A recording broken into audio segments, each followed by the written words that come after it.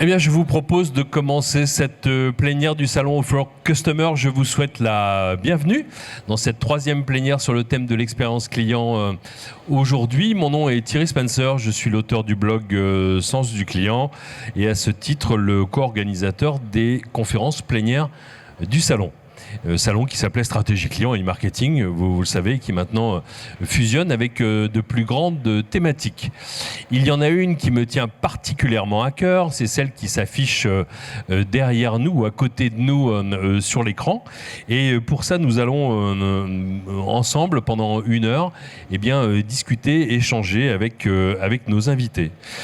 Alors, le thème me semble, comme je vous le disais, vraiment important, pour pas dire central, étant donné que l'expérience client, comme vous le savez, est la somme de tous les ressentis, de toutes les perceptions, de toutes les émotions du client ou de la cliente. Eh bien, quoi de plus naturel que de parler d'émotions dans un monde qui est trop souvent guidé par les process, par les normes, par la conformité. C'est le grand challenge qu'ont réussi à relever les 3 entreprises dont les représentants sont ici avec moi.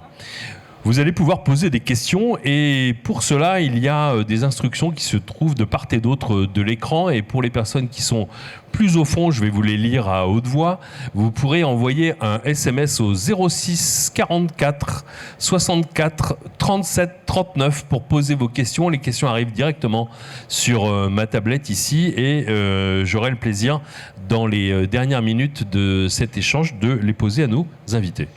Alors avant de passer la parole à nos 3 invités, j'aimerais commenter le résultat d'une enquête qui a été réalisée auprès de plus de 300 professionnels.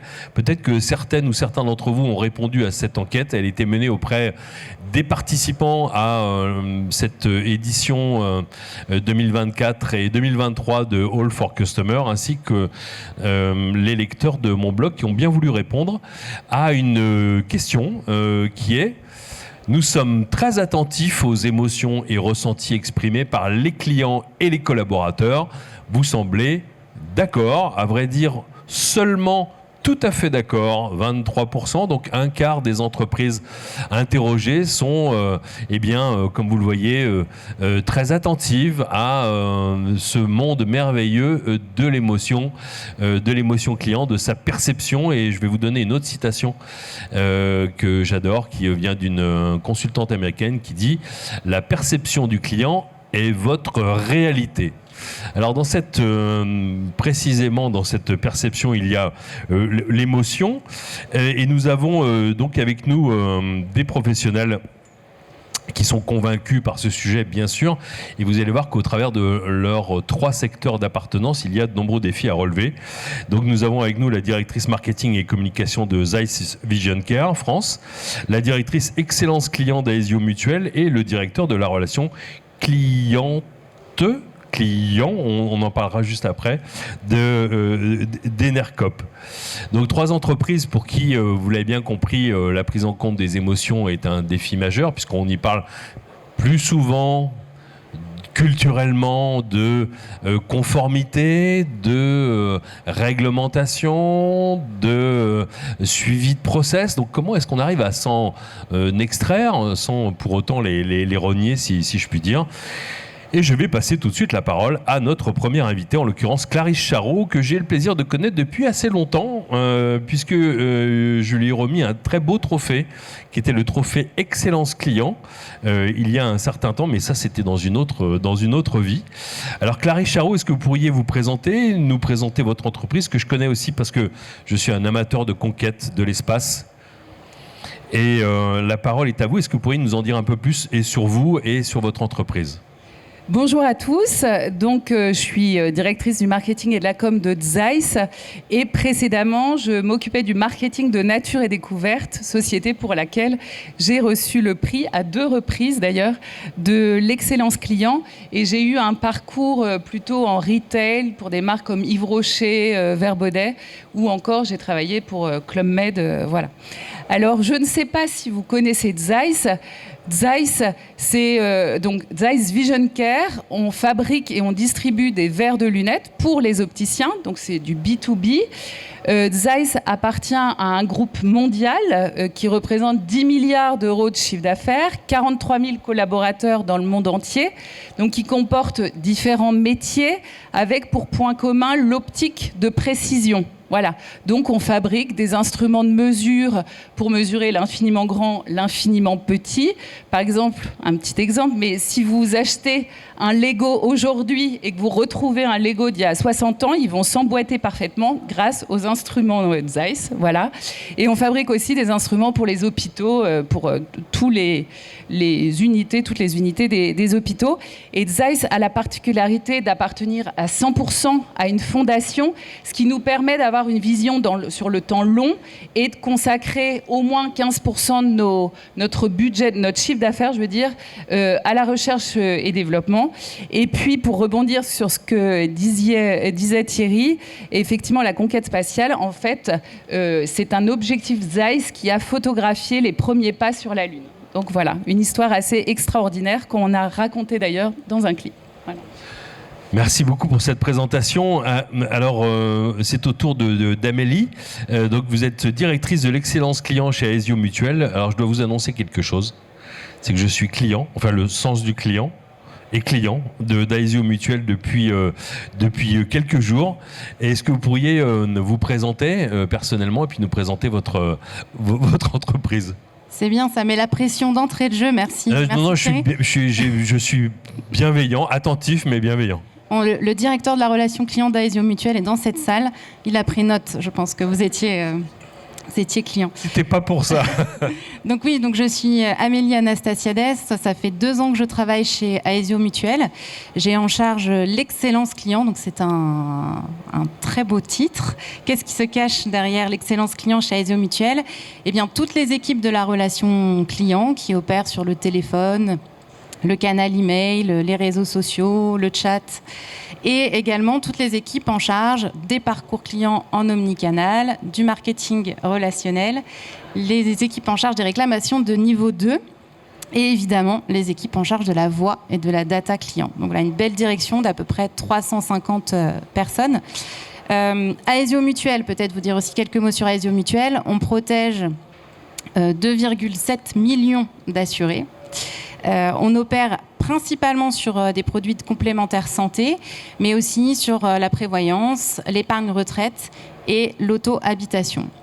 Donc, et en B2B, en B2B2C et en B2C. Voilà. Merci de cette présentation.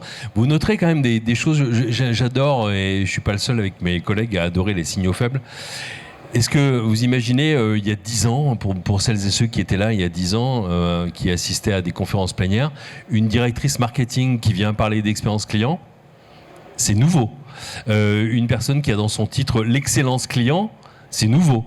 Alors à propos de titre, voilà une autre nouveauté. Et là, je vais me tourner vers Nicolas Lardet. Donc vous êtes directeur de la relation client .e.s chez Enercop. Alors, je vous ai repéré sur les réseaux sociaux, à vrai dire, avant de vous inviter ici, parce que j'avais adoré un de vos rituels, dont on parlera tout à l'heure. Et aujourd'hui, ce rituel s'appelle Vendredi, c'est Satcli.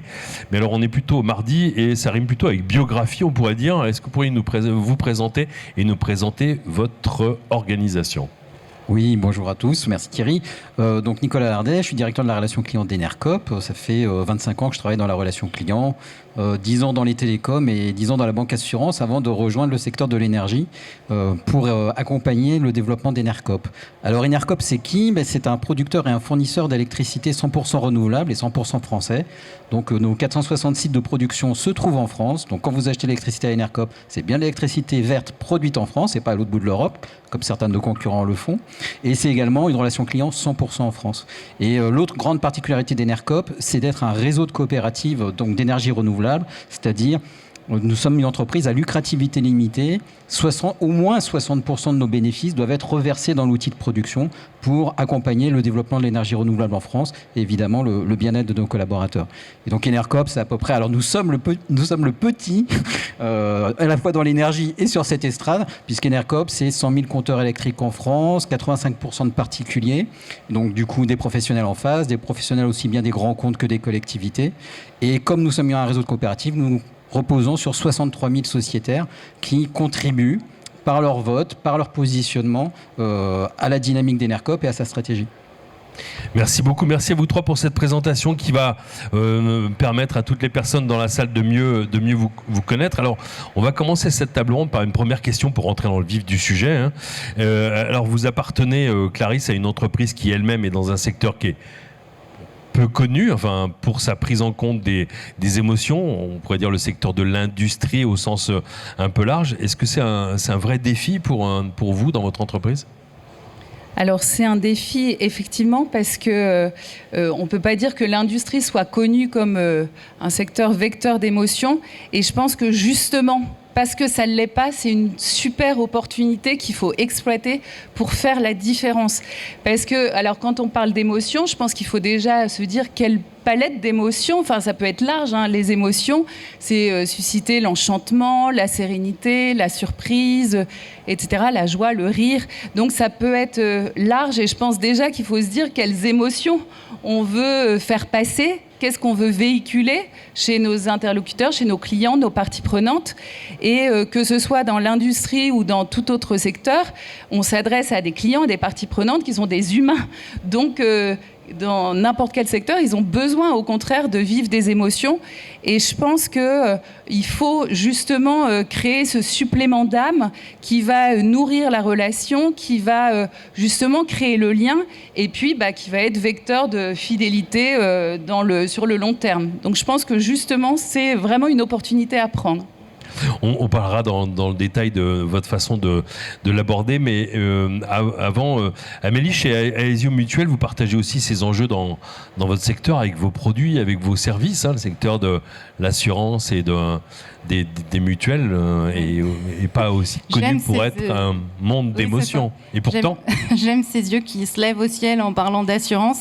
C'est vrai que ça fait à peu près rêver personne. Je pense que personne se lève un matin en se disant « Chouette, aujourd'hui, je vais acheter une nouvelle garantie santé. » Si, moi. Ah oui, il n'y a que toi, il n'y a que vous. Et d'ailleurs, je vous donne un chiffre. Est-ce que vous avez noté donc le résultat, pardon de vous interrompre, le résultat du podium de la relation client Kantar Bearing Point, partagé il y a 15 jours, nous indique que l'assurance est le secteur en tête parmi tous les secteurs sur la qualité de la relation client. Je referme la parenthèse. Donc il y a des gens qui se lèvent le matin et qui se disent je vais peut-être passer un bon moment.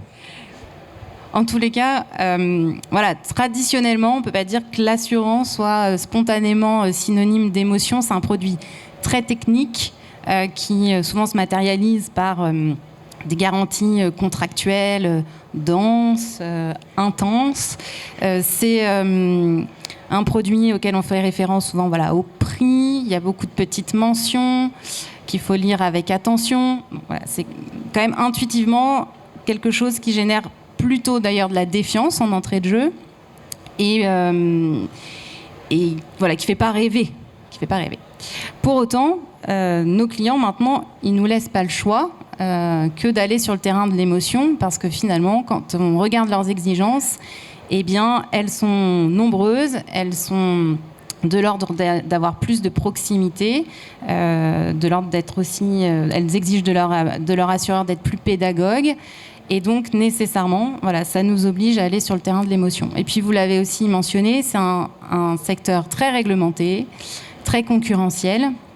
Et donc, pour se différencier, eh bien, il faut vraiment miser sur la qualité de notre relation client et évidemment la qualité de notre expérience client. Alors, je n'ai pas choisi les secteurs par hasard, industrie, assurance et maintenant énergie. Nicolas, vous relevez aussi ces défis dans votre entreprise qui appartient à un secteur qui, même si vous avez un positionnement singulier, vous êtes aussi sous contrainte, si je puis dire. Oui, absolument. Le secteur de l'énergie est par nature très réglementé. Le métier de la relation client auquel nous appartenons tous, on le sait tous, est très normé, avec les normes ISO partout, on peut les collectionner. Et moi, j'ai l'habitude de dire à mes équipes, ça n'est pas parce que la norme existe et qu'elle nous pose un cadre de sécurité pour l'entreprise, pour le salarié, pour le client, que pour autant l'émotion n'est pas possible. Et au contraire, parce que prendre en considération l'émotion du client, ça va être la capacité de nouer, au-delà d'une relation qu'on tente tous de faire au quotidien, personnalisée, ça me permet même d'aller vers une relation individualisée en prenant en compte cette émotion et donc en adaptant le parcours du client, sa situation, à sa situation en tant que telle. Et je trouve que ça permet de transformer vraiment l'expérience client. Quand on parle de prendre en compte les émotions, il faut une volonté de les saisir, hein, c'est votre cas, de les reconnaître aussi, tout simplement, et là c'est presque un défi culturel, mais il faut pouvoir les appréhender aussi, les connaître. Comment est-ce que vous y prenez chez Zeiss, Clarisse ? Alors, de plusieurs manières, effectivement, c'est écouter la voix du client. Donc, on a une mesure du NPS. Donc, à travers le NPS, on recueille une multitude de verbatim, déjà. Après, on écoute beaucoup aussi le terrain, ce que nous disent les commerciaux aussi. Je pense que c'est important. On fait des questionnaires ad hoc. Et puis après, même côté marketing, on fait des visites clients, on rencontre les clients parce que il faut saisir ça. Et puis, on a donc mis en place un grand chantier, vraiment ce qui est un pilier stratégique sur l'expérience client. On est accompagné par la société KPAM. Et donc, KPAM a déjà analysé de façon extrêmement fine tous les verbatims qu'on recueille par le NPS et à travers l'intensité de ces verbatims, à travers les mots choisis, et ça nous a permis de cartographier à travers ce qui est appelé un tracker, donc cartographier tout le parcours client, tous les touchpoints, et d'identifier vraiment ce qu'on appelle les pics d'enchantement ou les irritants. Et on voit aussi l'occurrence, la fréquence auquel ces moments apparaissent.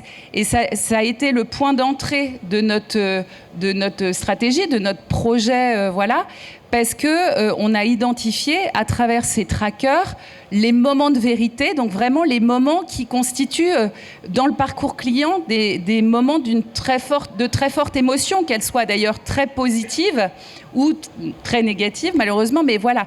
Donc ça a été la clé d'entrée. Voilà. Merci beaucoup. Vous parliez de NPS. Vous êtes toutes familières avec le calcul du Net Promoter Score.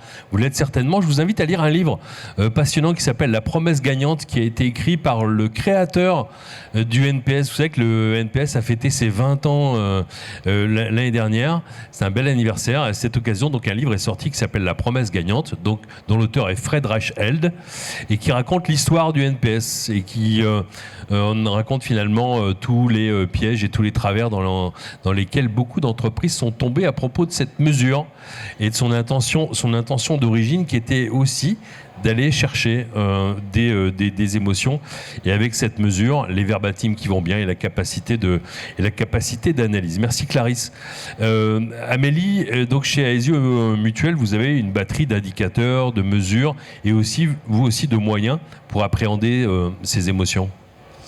Oui, donc de la même manière, on s'est beaucoup concentré sur notre dispositif de mesure et de recueil de la voix du client, donc avec un baromètre annuel à froid, mais aussi des enquêtes à chaud qui viennent sonder nos clients après chaque parcours clé, que sont la souscription, la modification de contrat, un remboursement ou encore la réclamation de niveau 2. Et à travers ces mesures, au fil de l'eau, on va vraiment capter où sont les irritants sur ces parcours et où sont les plans d'action à prioriser.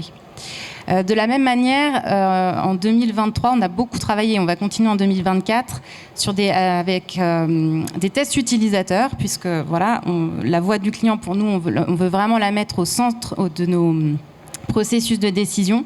Et donc, c'est important d'aller vérifier systématiquement que ce qu'on souhaite faire est bien ancré dans une réalité et un besoin de nos adhérents. Alors, ces tests utilisateurs, on peut les utiliser à la fois pour aller tester un parcours, mais pas seulement. Je vous parlais tout à l'heure du côté très administratif du produit assurantiel. On avait des vrais sujets sur la façon dont on écrit à nos adhérents, et nous, on peut être convaincus qu'on utilise des mots compréhensibles alors qu'ils ne sont pas nécessairement. Et donc, on a aussi été tester des courriers, des emails, des SMS, des messages qu'on pouvait mettre en ligne sur nos espaces extranet pour être certain que ce que nous, on voulait dire, c'était bien comme ça que nos clients le comprenaient. Ça, c'est vraiment une pratique qu'on a systématisée pour ne pas être hors sol. Et puis, ce côté de l'émotion, on le capte principalement aujourd'hui à travers notre mesure de l'effort client. Parce qu'évidemment, quand on va interroger nos adhérents sur l'effort qu'ils ont eu à faire pour voir un problème traité dans sa globalité, eh bien, c'est souvent là qu'on voit que le bas blesse. On pourra en reparler après. Mais c'est là où on voit que nos process ne sont pas toujours extrêmement simples, ni pour nos clients, ni pour nos collaborateurs. Ce qui est intéressant, c'est que vous comprenez que culturellement, si on veut passer de la norme à l'émotion, de la conformité au ressenti, il y a déjà un pas que vous avez tous franchi avant de passer la parole à Nicolas, c'est de reconnaître que le parcours client n'est pas un long fleuve tranquille et chaque point de contact ne sont pas égaux. Il y a des moments plus importants. C'est ce que vous venez de dire toutes les deux en l'occurrence, c'est de se dire que dans un parcours client, il y a des moments à plus forte intensité relationnelle, émotionnelle du point de vue du client. Et pas se dire c'est les points importants du process ou du parcours client, mais c'est bien ce qui compte aux yeux du client. Déjà, le fait de reconnaître ça et de faire comme chez Aesio Mutuel une mesure de ces moments-là, c'est déjà de se dire on va s'intéresser aux enjeux de l'émotion. Alors, Nicolas, c'est le moment de nous parler de votre rituel vendredi, c'est Satcli. Et c'est aussi l'occasion de nous parler de votre approche qui est plus centrée sur les individus et leurs relations pour pouvoir justement appréhender les émotions. Alors on va le retrouver vendredi, forcément, sur les réseaux sociaux parce qu'il est public ce rituel. Oui, alors ça fait partie des quelques rituels que j'ai instaurés avec les équipes d'Enercop. Effectivement, il y a le premier, j'ai envie de dire, qui est très simple, c'est de partager tous les vendredis, d'où le vendredi c'est Satcli au lieu du vendredi c'est Ravioli, à laquelle ma mère m'avait habitué enfant. Du coup, le vendredi c'est Satcli et tous les vendredis, je partage en interne à l'ensemble des collaborateurs d'Enercop et donc à l'ensemble du réseau une expérience client signifiante, mais qui parle à l'ensemble des métiers. Il ne s'agit pas simplement de s'adresser à la relation client, mais s'adresser aux équipes de l'énergie, aux équipes du juridique, de la DAF, etc.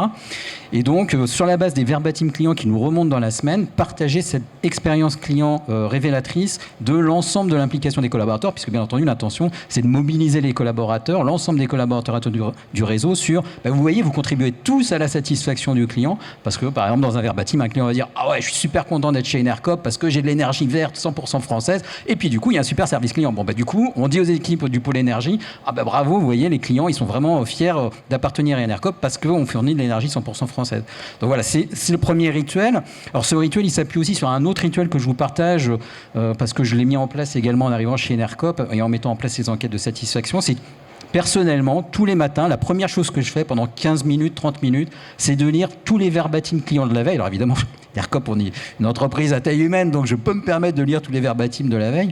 Mais tous les matins, mon premier job, avant de regarder les indicateurs, c'est de regarder la météo des clients. Et donc, je passe tous les verbatim de satisfaction et d'insatisfaction. Les verbatim positifs, évidemment, je les partage aux équipes à nouveau pour leur dire bravo, continuez comme ça, etc. Et les verbatim négatifs, c'est l'occasion de dire aux équipes, tiens, il faut qu'on travaille sur telle amélioration du process, ou hop, il faut rappeler ce client-là parce qu'il s'est passé ça, etc. Donc voilà, c'est deux pratiques qu'on met en œuvre. Et après, j'ai envie de dire, vraiment l'outil qu'on a mis en place chez Enercop pour la mesure de l'émotion, au-delà de la CSAT, j'ai envie de dire aussi le taux de réclamation, qui est très important, qu'on pilote tous les jours pour voir les motifs d'insatisfaction client qui remontent au quotidien. C'est la mesure de l'émotion client, c'est la route plus chic qu'on a découvert grâce à Handycall, qui est notre partenaire sur notre service client de niveau 1. Donc la route plus chic, c'est une roue sur laquelle en fait, les chargés de clientèle vont positionner en début d'appel et en fin d'appel, ou de chat également, comment ils perçoivent l'émotion du client. Et donc ça leur permet de s'adapter à l'émotion du client, de ne pas rentrer dans un cadre structuré, normé, etc., de bien s'adapter à la situation du client, et évidemment de mesurer quelle était la situation au départ et quelle est la situation à l'arrivée.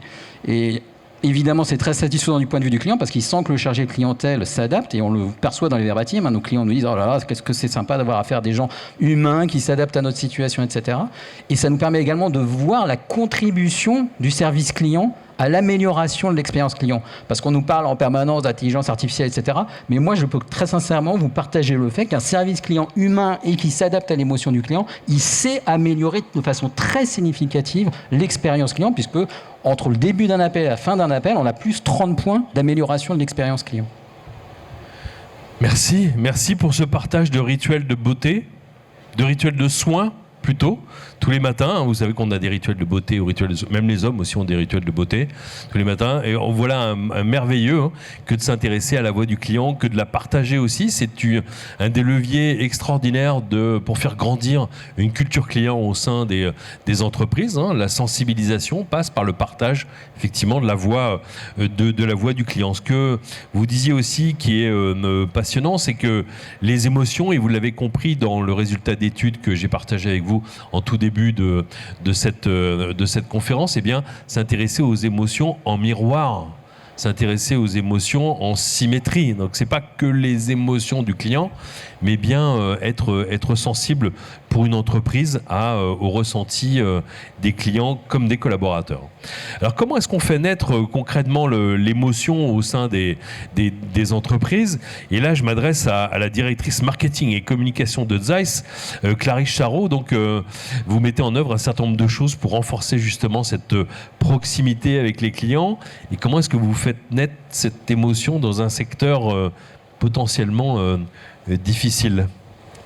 Oui, alors on a beaucoup travaillé sur la connivence. J'aime bien ce mot, en fait, connivence, parce que on veut être légèrement humoristique. Bon, après, on ne va pas faire des blagues comme ça à nos clients. Vous êtes une entreprise allemande qui vendait des verres. Oui, voilà, on a plutôt une culture d'ingénieur.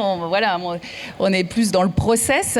Mais justement, je parlais de différenciation. On a, en fait, à la base, ça a été quelques accroches un petit peu différentes, mais qui provoquent un petit rictus, quoi, un truc, qui fait le petit clin d'œil. Et on a vu que ça marchait, en fait. Les clients nous en parlaient, donc ça faisait la différence. Et donc, on a continué, en fait, à quelque part revisiter tous les mails, les courriers, enfin tout ce qu'on fait, toute notre communication, un peu en fil conducteur. On revisite à travers cette connivence un ton un peu différent qui crée le lien, qui crée la proximité. Donc là, c'est un chantier au long cours, mais on est en train de faire ça. C'est assez drôle parce que on a certains de nos clients maintenant, on a eu des opticiens qui m'ont demandé vous voulez pas me faire un mail avec votre ton là, donc c'est assez drôle. Ça veut dire on pourra bientôt demander à ChatGPT, est-ce qu'on peut écrivez-moi ce mail avec le ton de Zeiss. Un ton connivant, Donc ça c'est une première chose qui est mise en place, mais voilà. Après, on focus aussi beaucoup sur l'excellence du service client. On a un service client de 80 personnes qui est structuré, en fait, qui travaille vraiment en binôme. On a cette particularité d'avoir des attachés commerciaux sédentaires qui vont travailler en binôme avec les attachés commerciaux qui sont nomades, qui vont faire la prospection, qui sont chez les clients, donc qui ne sont pas toujours disponibles. Or, les attachés sédentaires, donc, ils vont s'attacher à vraiment répondre très rapidement aux clients. Donc ces binômes fonctionnent vraiment très bien. Et justement, à travers les NPS dont je parlais tout à l'heure, c'est quelque chose qui est souvent remarqué. Et puis aussi, on crée des événements un peu waouh, des événements mémorables pour nos clients. Alors, je parlerai de deux choses. À la fois, on a structuré la visite de notre usine de Fougères. On est basé à Fougères, donc on n'est pas loin du Mont-Saint-Michel. Et quelque part, on a packagé un peu le Fougères Tour. Ils visitent le Mont-Saint-Michel une journée avec leurs équipes, etc. Et le lendemain, ils viennent visiter notre usine. Donc, ils voient les produits, tout ça, ça prend sens. Et c'est quelque chose qui marche vraiment très bien, qui crée l'enchantement des clients. Et ils visitent également le service client qui est juste à côté. Ça leur permet de rencontrer les personnes qu'ils ont tous les jours au téléphone. Et puis, pour terminer, on a un showroom avec les instruments qui embarquent l'intelligence artificielle. Donc, ça fait l'effet waouh, Donc ça, c'est à Fougères.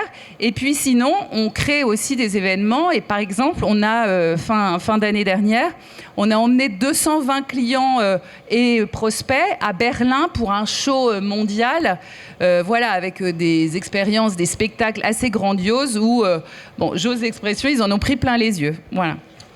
De l'émotion au programme chez Aesio Mutuel, Amélie, vous avez des projets qui vont dans ce sens, mais aussi une offre qui vient donner de bonnes occasions de rapprochement aussi avec vos clients. Oui, donc déjà quand on regarde les verbatims aussi, parce qu'on a cet enjeu d'analyser finement nos verbatims, ce qu'on voit, c'est que nos services de relations clients, comme nos personnels en agence, nos conseillers commerciaux génèrent beaucoup d'émotions positives auprès de nos adhérents qui vraiment en parlent de façon très spontanée en disant qu'ils reconnaissent beaucoup d'amabilité, de professionnalisme, etc. Donc voilà, il faut vraiment qu'on mise sur nos équipes en contact. Et pour ça, on encourage vraiment la spontanéité. Enfin, en tous les cas, dans nos services de relations clients, on n'a pas de script, on n'a pas de discours, donc on n'a pas de normes, pour reprendre la thématique. Se détacher de la norme, sortir de la norme, oui. Et ça, c'est important pour nous, pour entretenir un lien naturel. Enfin, se dire que voilà, les clients n'ont pas des robots au téléphone. Ça, c'est vraiment quelque chose qu'on encourage. Alors certes, on a quand même quelques grilles d'évaluation et d'écoute aux grandes dames de nos conseillers, mais pour autant, on les a retravaillés vraiment dans cette dynamique extrêmement positive et comment j'ai de l'impact positif auprès des adhérents. Parce que pour nous, ce qui nous semble aussi important, c'est de redonner ce goût de l'impact positif. Parce que souvent, le client, on peut dire « Oh là là, celui-là, il rappelle encore pour se plaindre ». Voilà, on peut faire des raccourcis de ce type-là, mais en fait, on fait aussi plein de choses bien pour eux, et donc c'est important de se le rappeler. En revanche, bon, on génère un peu moins d'émotions positives quand on regarde certains de nos process. Je dois vous l'avouer quand même, Thierry, il y aura peut-être des petits hicks. On a des process qui peuvent piquer un peu. Aesio, c'est le fruit de fusion. Et donc, il y a un héritage informatique lourd, il y a un héritage aussi de méthodologies de travail qui peuvent être différentes. Et ça, nécessairement, ça peut encore se ressentir dans certains de nos process. Et c'est là qu'on peut avoir tendance à agacer un peu nos adhérents qui savent très bien nous le dire.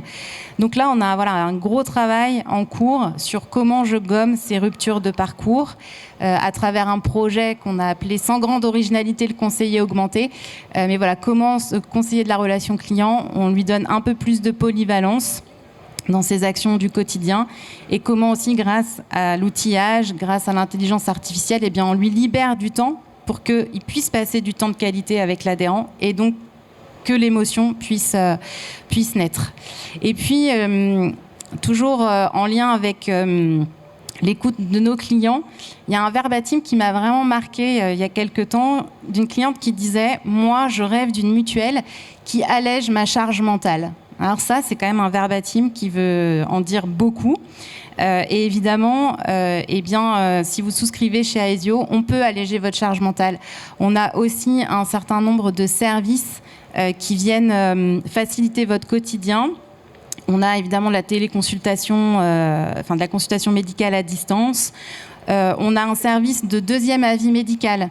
Voilà, quand on est un acteur de la complémentaire santé, on est aussi là dans des moments plus difficiles pour nos adhérents qui ont parfois des décisions complexes à prendre sur une intervention chirurgicale, par exemple. Eh bien, ils peuvent avoir recours à un deuxième avis. Et ça, c'est vraiment très facilitant, très prévenant. Tu aimes bien le mot connivence. Nous, on aime bien le mot prévenance aussi pour guider toute notre relation client. Et puis enfin, on a une offre de prévention aussi large. Et ça permet également de maintenir le lien avec nos adhérents. Je terminerai juste par un petit point. C'est que je pense qu'il faut aussi embarquer l'ensemble de l'entreprise dans ce combat de l'émotion. Parce que souvent, on peut avoir tendance à se dire, c'est cool, ils nous ont créé une direction de l'excellence client, le client, c'est leur job, et puis moi, je peux me reposer sur mes lauriers. C'est vrai. Eh bien, non. On en parlera dans la question suivante sur les émotions en miroir. Alors, Nicolas Lardet, dans l'expérience cliente et client chez Enercop, qu'est-ce que vous faites pour vous assurer justement de cet impact émotionnel dont on vient juste de parler? Quels sont vos plus beaux moments, vos plus belles preuves vis-à-vis de vos clients? J'ai envie de dire la première preuve, et quelque part on peut tous la mettre en œuvre, c'est déjà d'avoir une relation naturelle avec les clients. Donc nous aussi, nos chargés de clientèle n'ont pas de script. Nous aussi, notre service client n'est pas drivé sur une durée moyenne de traitement, de communication, etc. On a 20% de nos appels qui durent plus de 10 minutes. Et j'ai envie de dire, si demain il y en a 30%, tant mieux. Notre appel le plus long, je l'ai encore mesuré récemment, il a duré plus de 3h30. S'il faut passer 3h30 avec un client pour lui expliquer une situation, on passera 3h30, il n'y a pas de problème. Et je me souviens même de chargés de clientèle nous interrogeant pendant la période du Covid, où il disait, mais Nicolas, on a des clients qui nous appellent pour des raisons qui n'ont rien à voir avec le secteur de l'énergie, qu'est-ce qu'on fait? Je leur disais, mais vous parlez avec les clients, ils ont besoin de parler, ils n'ont vu personne dans la journée, si vous devez passer 1 heure au téléphone pour les rassurer, pour qu'ils soient en confiance, vous passez 1 heure au téléphone avec eux, en tout cas si vous en avez la possibilité et l'envie.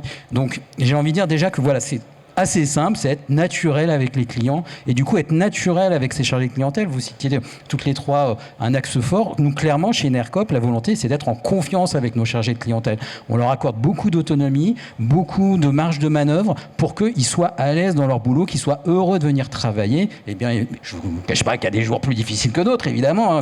On n'est pas au paradis chez Enercop, mais en tout cas, leur attribuer cette confiance et mettre dans ce cadre de confiance qui les met en sécurité. Ils connaissent leurs habilitations, ils savent quelle marge de manœuvre ils ont.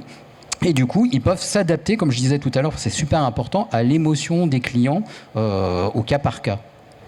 Merci beaucoup. Il me vient une idée de conférence plénière pour l'année prochaine ou alors de billets sur mon blog.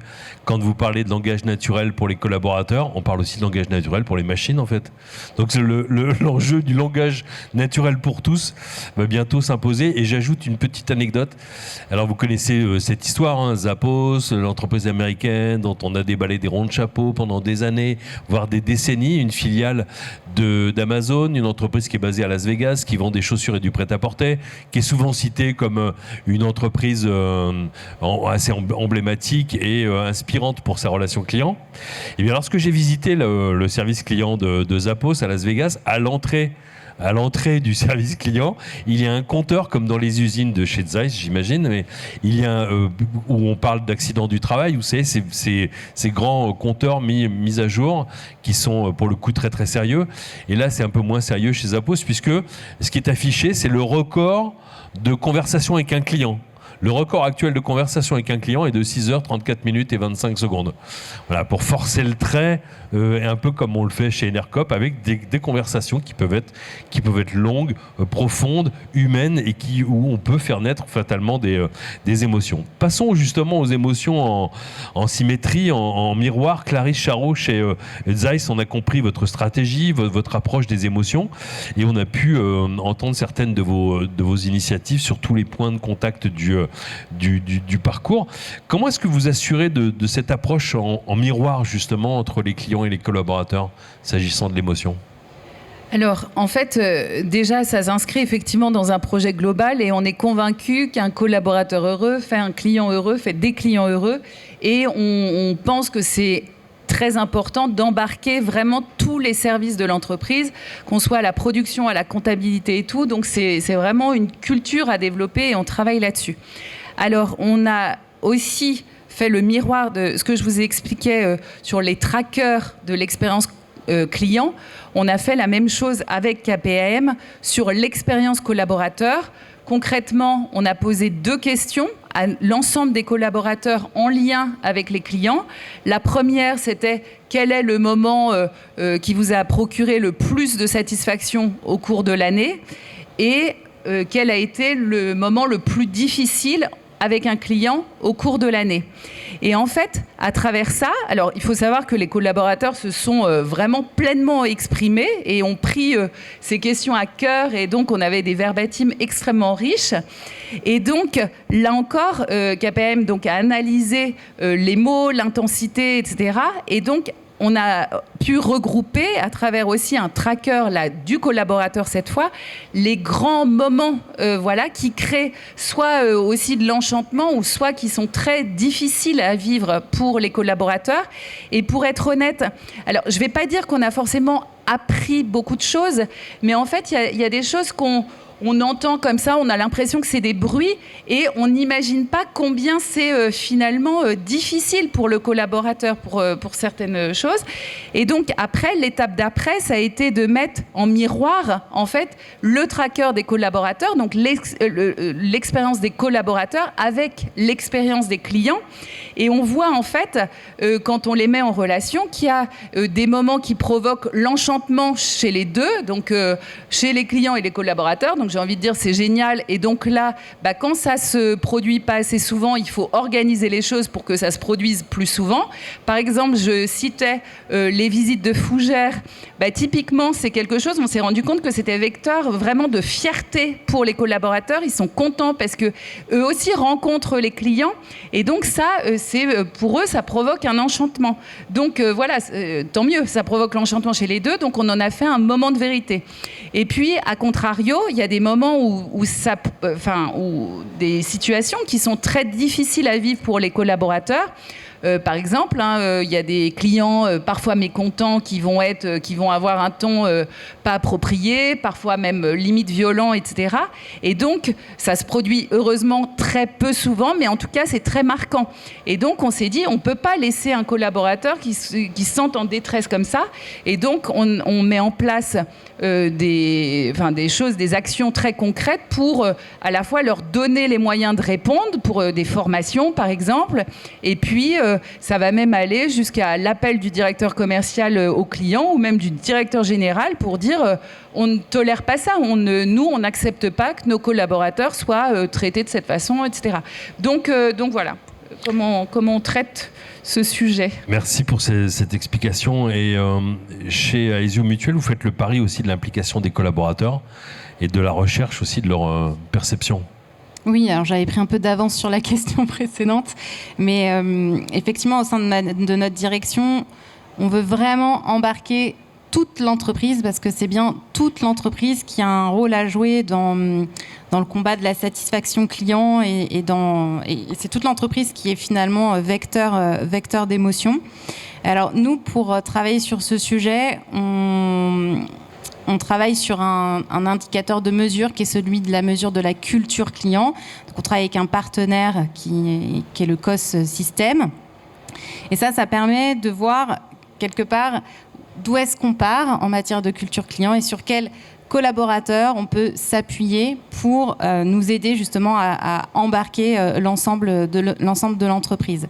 Donc c'est un système de mesure qui est un peu déroutant, un peu déstabilisant, mais qui en revanche permet vraiment d'atterrir à des plans d'action pragmatiques. Donc c'est ce qui compte aussi, le pragmatisme dans tout cet enjeu autour des plans d'action et de l'émotion. Et puis, on a mis en place un dispositif de recueil des irritants par les collaborateurs, parce que finalement, nos clients, on leur donne l'opportunité de s'exprimer à travers un certain nombre d'enquêtes. Eh bien, on a fait le pari de faire la même chose auprès de nos collaborateurs, qu'eux aussi aient un espace de parole pour nous dire ce qui les pique et ce qui les agace, au même titre que nos adhérents. On est aussi dans une logique d'embarquement sur un certain nombre de projets. Je vous parlais du conseiller augmenté tout à l'heure. C'est pareil, c'est pas un projet qu'on travaille en chambre. C'est important d'aller directement demander aux équipes qui sont en contact comment elles aussi elles vivent les choses, quelles sont les ruptures de parcours les plus anomaliques, j'allais dire débiles, mais en fait des fois c'est un peu ça quand même. Il y a des choses complètement idiotes qui persévèrent dans nos process, et donc c'est bien les équipes en contact qui peuvent nous les exprimer avec le plus d'exactitude. Donc voilà, on est dans cette démarche d'impliquer au maximum, parce que c'est aussi comme ça qu'on atteindra nos objectifs, tout simplement. Merci de nous parler de ce phénomène que j'avais nommé sur mon blog l'oreille cassée. en faisant référence au fait que beaucoup de collaborateurs souffrent d'une injonction qui est d'écouter profondément le client, de partager les verbatims, d'être sensible aux émotions du client. Et à la fin de la journée, les collaborateurs se disent mais moi aussi j'ai un avis, moi aussi j'ai des irritants. Donc ce dont vous témoignez toutes les deux, eh bien la volonté d'aller chercher des irritants en miroir, des irritants en symétrie. Et on a fait référence à ce sujet la semaine dernière lors de la convention de la marque, l'Association pour le management de la réclamation client, pendant laquelle on a développé cette idée du déni d'irritants. Quand on parle, pour le coup, par exemple, d'incivilité dont sont victimes les collaborateurs, pour beaucoup d'entreprises, la première marche, si je puis dire, le premier pas consiste à reconnaître l'existence d'incivilité, l'existence d'émotions fortes qui ont des conséquences chez les collaborateurs et dont les clients sont en l'occurrence à l'origine, mais dont l'entreprise aussi est à l'origine. Donc je voulais pas rebondir avec ce déni d'irritant et cette oreille cassée. Alors vous n'avez pas l'oreille cassée chez vous, chez Enercop, Nicolas, votre approche de considération, je reprends vos mots dans nos échanges pour préparer cette conférence, de soins accordés aux clients chez Enercop est aussi un facteur de motivation et de fierté pour les collaborateurs. Et c'est naturellement une dimension complètement émotionnelle en symétrie, si je puis dire. Ah oui, alors clairement, c'est une conviction profonde ancrée en moi que, effectivement, on ne pourra faire une bonne relation client que si on a des équipes à la relation client qui sont épanouies, heureuses et fières de leur travail. Donc, comment faire comment créer ce cadre de sécurité? J'ai envie de dire, déjà, c'est de poser des fondamentaux, c'est-à-dire permettre aux équipes d'avoir un temps de prise, aux équipes opérationnelles, d'avoir un temps de prise de recul sur leur travail. Donc clairement, dans le dimensionnement des équipes opérationnelles de la relation client chez Enercop, il y a un tiers du temps qui n'est pas affecté à des tâches opérationnelles. C'est un tiers du temps qui est prévu dans l'organisation, où les chargés de clientèle, qui en principe répondent aux mails, répondent aux chats, répondent aux appels, non, ils vont aller réfléchir avec leurs collègues sur comment on peut améliorer ceci, comment on peut améliorer cela, pour évidemment nos clients, mais aussi pour leur propre expérience. Et ça, c'est profondément ancré dans notre organisation, et ça rejoint aussi un autre principe chez Enercop culturel, qui est ce qu'on appelle la gouvernance partagée, qui est propre au milieu des coopératives, mais je vous invite à le développer. L'idée, c'est vraiment de s'appuyer sur les équipes. Les sachants, ce sont les équipes. Moi, ça fait 25 ans que je travaille dans la relation client. Tous les jours, mes équipes, elles m'apprennent des choses parce que j'étais persuadé que quelque chose marchait. Et en fait, ils m'expliquent que non et ils me le démontrent. Bon, très bien, c'est eux les sachants, donc on s'adapte. Donc, il y a du temps qui est consacré à la co-construction avec les équipes, c'est-à-dire les chargés de clientèle identifient des sujets, veulent les instruire, ils les instruisent, ils ont des livrables à remettre. Hein, c'est pas l'accord de récréation, il y a bien un travail à produire, il y a des redevabilités, comme on dit dans la gouvernance partagée, mais les chargés de clientèle s'emparent de sujets, les instruisent avec les équipes projet, avec les équipes support, etc.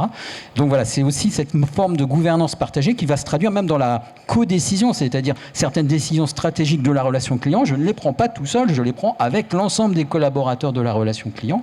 Typiquement, l'année dernière, en 2023, on a décidé de mettre en place une charte de la relation client chez Enercop.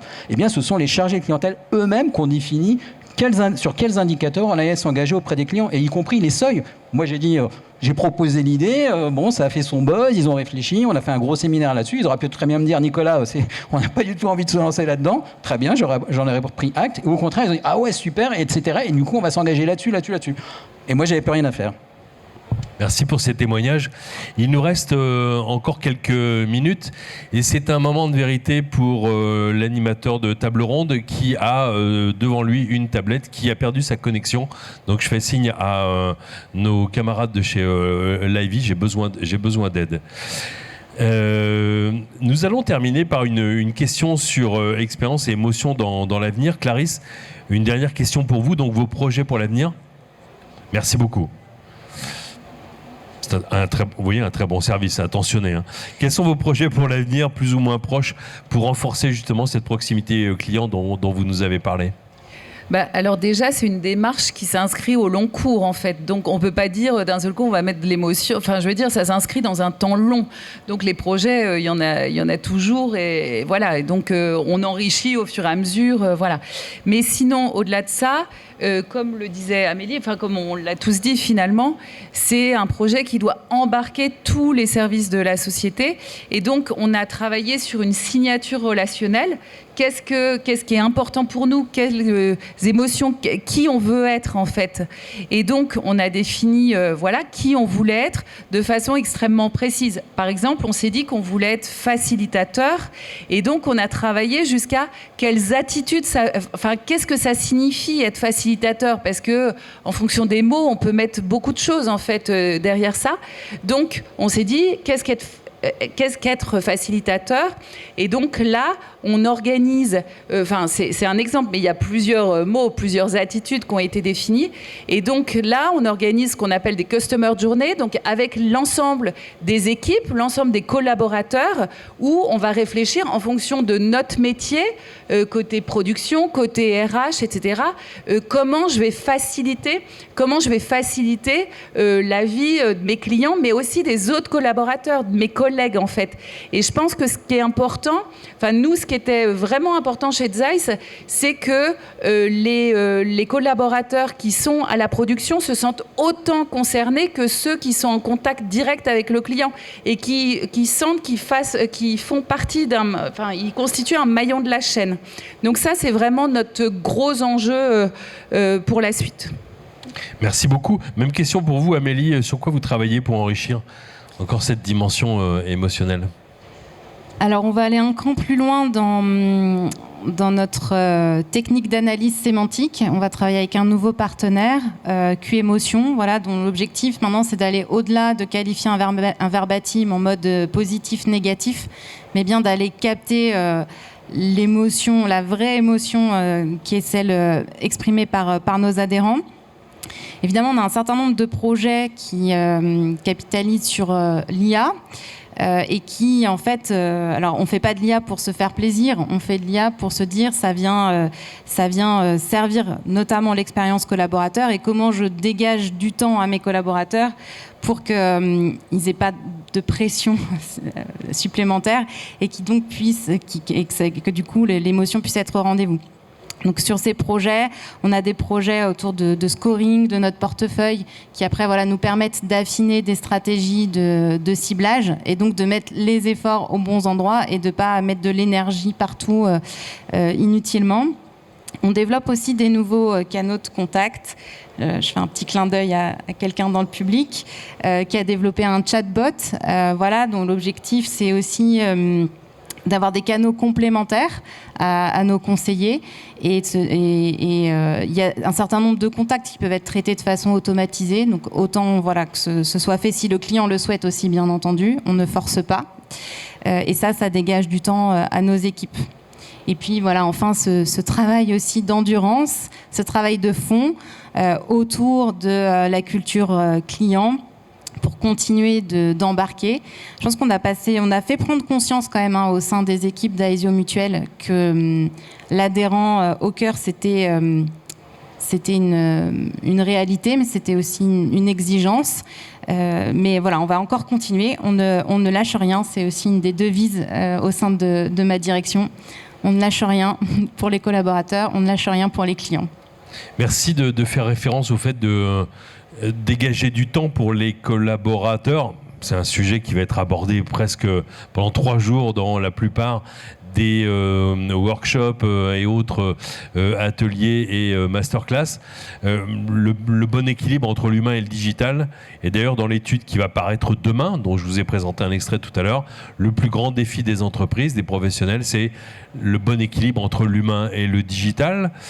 Comment finalement confier à l'intelligence artificielle toutes les tâches à faible valeur ajoutée et comment redonner du temps, redonner des capacités à des collaborateurs pour justement prendre en compte le client dans ses émotions et faire preuve davantage d'empathie.